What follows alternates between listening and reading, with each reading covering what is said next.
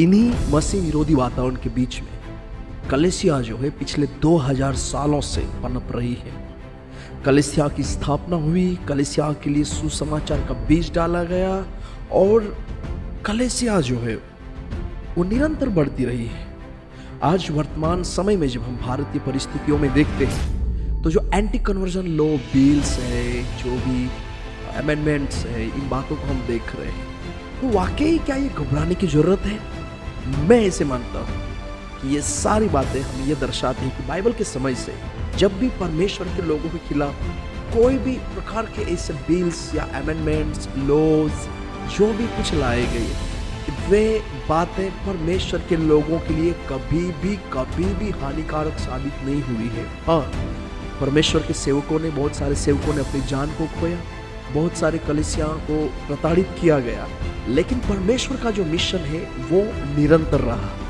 आप निर्गमन की किताब में देख लीजिए, आप एस्तर की किताब में देख लीजिए, आप दानियल की किताब में देख लीजिए, आप प्रेरितों के काम में देख लीजिए, आप हर वहाँ पे पढ़ लीजिए, देख लीजिए, या कलीसिया का इतिहास का अध्ययन कर लीजिए कि जिस भी समय कलीसिया को खत्म करने के लिए या परमेश्वर के मिशन, उसके कार्य के विषय में जब भी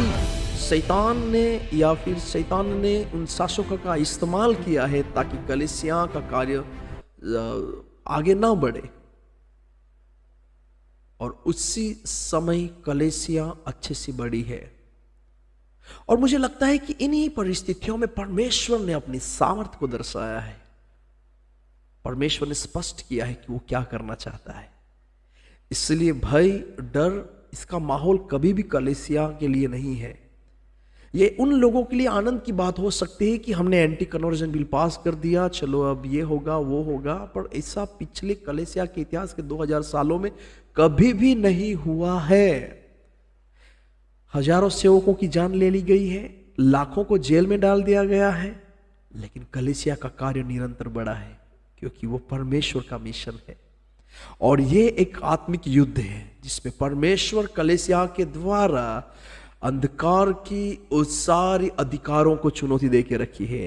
आपने सुना नहीं, जब यीशु मसीह ने मत्ती रची सुसमाचार उसका 16-18 में कहा, मैं इस चट्टान पे अपनी कलीसिया को बनाऊंगा जिसके खिलाफ अधोलोक के फाटक कुछ भी नहीं कर पाएंगे।